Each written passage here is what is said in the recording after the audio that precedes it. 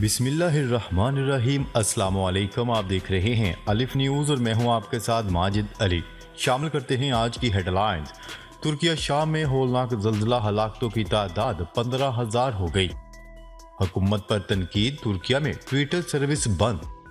ترکیہ اور اس کے پڑوسی ممالک میں مزید زلزلوں کی پیش گوئی۔ ایران میں لڑاکا طیاروں کے زیر زمین ہوائی اڈے کا افتتاح ہو گیا۔ شمالی کوریا نے نیا بین البراعظمی بیلسٹک میزائل پیش کر دیا۔ چین کا امریکہ سے زلزلے سے متاثرہ شام سے یک طرفہ پابندیاں ہٹانے کا مطالبہ۔ چین امریکہ کشیدگی، چین نے امریکی سیکرٹری دفاع کی فون کال کی درخواست رد کر دی۔ امریکہ کی پاکستان کو ہر طرح کی مدد فراہم کرنے کا اعلان۔ پاکستان اور دنیا بھر کی خبروں سے باخبر رہنے کے لیے الف نیوز کو سبسکرائب کر لیں اور ویڈیو کو لائک ضرور کیجیے گا۔ ہیڈ لائنز آپ نے جانی، اب بڑھتے ہیں خبروں کی تفصیلات کی طرف۔ ترکیہ شام میں تباہ کن زلزلے سے جاں بحق افراد کی تعداد 15,000 سے تجاوز کر گئی، جبکہ ابھی بھی کئی افراد ملبے تلے زندگی اور موت کی جنگ لڑ رہے ہیں۔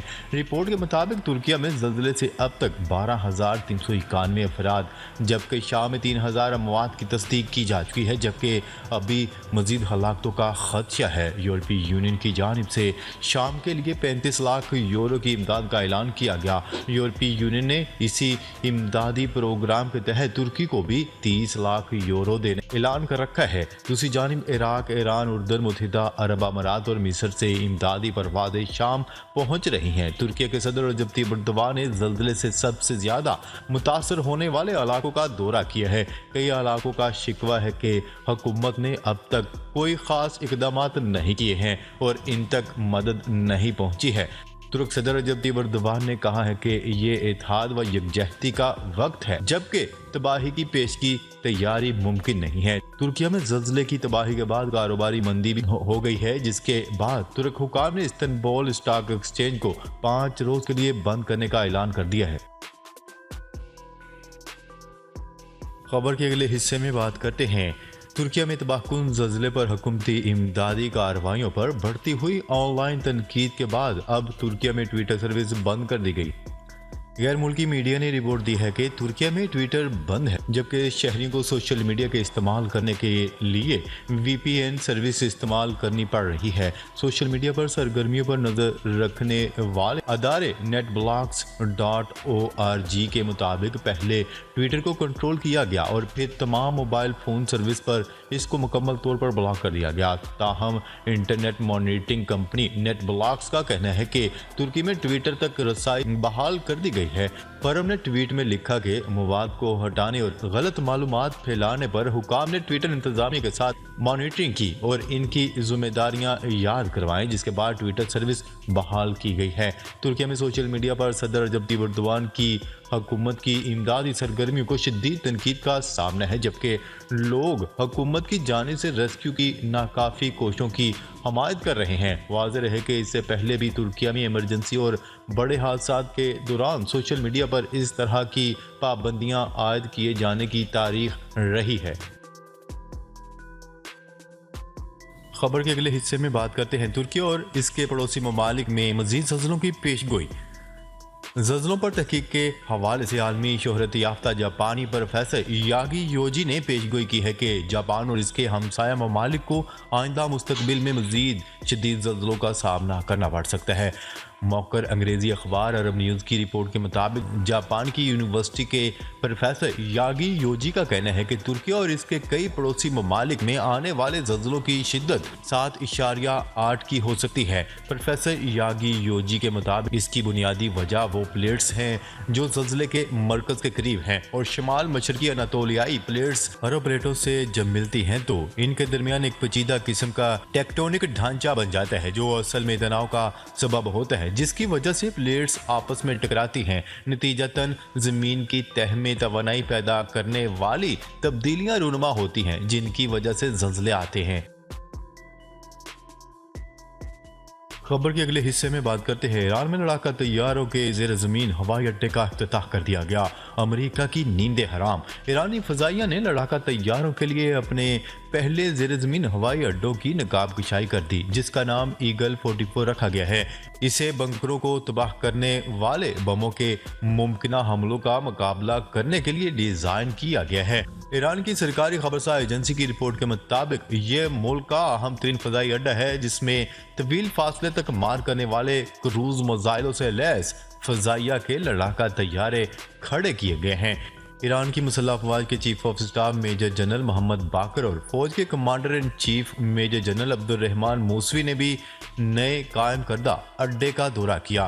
फ़ज़ाई अड्डे की अहम खसूसियत पहाड़ों और ज़मीन की गहराई में वाक़या इसका महल वकू है, जहां मिसाइलों से लैस लड़ाका तैयारे और ड्रोन्स को रखने, उड़ाने और चलाने की पूरी सलाहियत मौजूद है। वाज़ेह रहे कि ईरान में इससे कबल भी मुख्तलिफ इलाकों में फ़ज़ाइया के लिए कई तकनीकी मावनत से भरपूर हवाई अड्डे तामीर किए जा चुके हैं, लेकिन ये अपनी नोयत का पहला फ़ज़ाई अड्डा है। आलमी खबरसा एजेंसी की रिपोर्ट के मुताबिक ईरान के सरकारी ज़राए अबलाग का कहना है कि यह फ़ज़ाई अड्डा लड़ाका तैयारों को किसी भी मुमकिन हमलों का जवाब देने के लिए तैयार हालत में रखने की सलाहियत रखता है, मगर ताहाल इसका महल को खुफिया रखा गया है। याद रहे कि गुज़िश्ता दिनों अमेरिका और इसराइल की मुश्तरका फौजी जंगी मशकों के दौरान उन्होंने अपनी इस सलाहियत का मुजाहिरा और प्रैक्टिस भी की थी।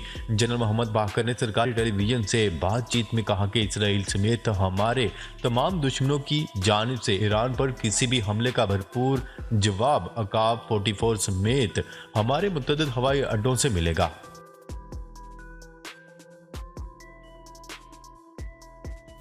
खबर के अगले हिस्से में बात करते हैं। शुमाली कोरिया ने नया बैनुल बरआज़मी बैलिस्टिक मिसाइल पेश कर दिया। शुमाली कोरिया ने गुज़िश्ता रोज़ फौजी परेड के दौरान बैनुल बरआज़मी बैलिस्टिक मिसाइल और दीगर जदीद हथियारों की नुमाइश की है और इन्हें मुल्क के सबसे बड़े जोहरी हमले की सलाहियत का हामिल करार दिया है। शुमाली कोरिया के सरकारी मीडिया की रिपोर्ट के मुताबिक बुध की रात शुमाली कोरिया की फौज की 75वीं योम तासीस की तकरीबात हुई। परेड में रहनुमा किम जोंग उन अपनी अहलिया और बेटी के साथ शरीक हुए। फौजी परेड में मुख्तलिफ किस्म के जोहरी सलाहियत वाले हथियार, जिनमें टैक्टिकल न्यूक्लियर मिसाइल और ICBM शामिल थे। नुमाइश में मौजूदा सिस्टम्स में मुल्क का सबसे बड़ा ICBM हथियार शामिल था, जिस पर कुछ तजियाकारों का कहना था कि ये एक नया ठोस ईंधन वाला जदीद मोहलिक हथियार है। खबर के अगले हिस्से में बात करते हैं। चीन ने अमेरिका से ज़ल्ज़ले की वजह से संगीन इंसानी बहरान से दो चार मुल्क शाम पर से यकतरफा पाबंदियाँ फौरी तौर पर हटाने का मुतालबा कर दिया। वज़ारत ख़ारजा की तर्जुमान ने बुध को मामूल की प्रेस ब्रीफिंग में कहा कि अक़वाम मुत्तहिदा और international federation of red cross और रेड क्रिसेंट सोसाइटीज़ ने शाम में मुतासरीन के लिए हंगामी इमदाद का मुतालबा किया ताकि मुकामी इंसानी सूरत हाल को मजीद बिगड़ने से बचाया जा सके। इस बात का जिक्र करते हुए कि अमेरिका तवील अरसे से शाम के बहरान में मुलव्वस रहा है। चीन का कहना था कि शाम में अमेरिका की फौजी मुदाखलत और सख्त इक़्तिसादी पाबंदियों की वजह से बहुत ज़्यादा शहरी हलाकतें हुई हैं। तर्जुमान ने मज़ीद कहा कि आज भी अमेरिकी फ़ौज शाम के अहम ऑयल फील्ड्स पर काबिज़ हैं।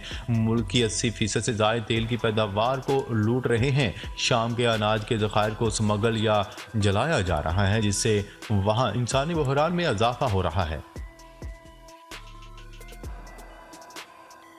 खबर के अगले हिस्से में बात करते हैं। अमेरिकी महकमा दिफा की तर्जुमान का कहना है कि चीन ने सेक्रेटरी दिफा लॉयड ऑस्टिन की तरफ से फ़ोन कॉल की दरख्वास्त रद्द कर दी। तर्जुमान ब्रिगेडियर जनरल पैट राइडर ने बताया है कि 4 फरवरी को चीन का मुबैना जासूस गुबारा मार गिराने के बाद सेक्रेटरी दिफा ने अपने चीनी हममनसब से बात करने की दरख्वास्त की थी। उन्होंने कहा है कि बदकिस्मती से चीन ने हमारी दरख्वास्त को मुस्तरद कर दिया था, लेकिन हम राब्ते के लिए तमाम ज़राए को खुला रखने के लिए पुरज़्म हैं। अमेरिकी शुमाली कमांड के सरबरा ने कहा था कि एक बहरी जहाज को चीनी गुब्बारे का मलबा ढूंढने की जिम्मेदारी दे दी गई है जो बहरा ओकियानूस में गिरा है। ख्याल है कि चीन का मौक़िफ़ है कि गुब्बारा मौसमी जांच के लिए इस्तेमाल किया जाता है, जिसका कोई अस्करी मकसद नहीं था। ताहम वाशिंगटन ने इसे नहायत जदीद जासूस तैयारा करार दिया था।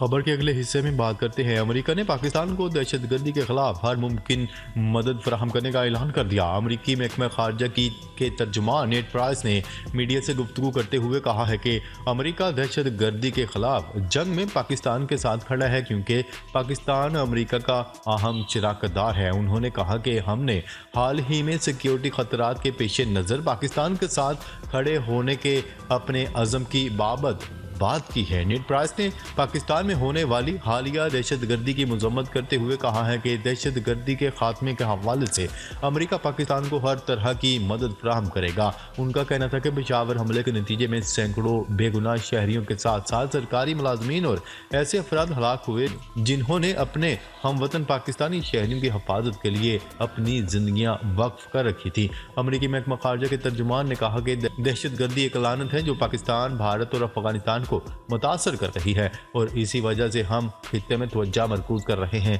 ناظرین، اب تک کے لیے اتنا ہی۔ مزید خبریں لے کر بہت جلد آپ کی خدمت میں حاضر ہوں گے۔ تب تک کے لیے اپنا خیال رکھیے گا۔ اللہ نگہبان۔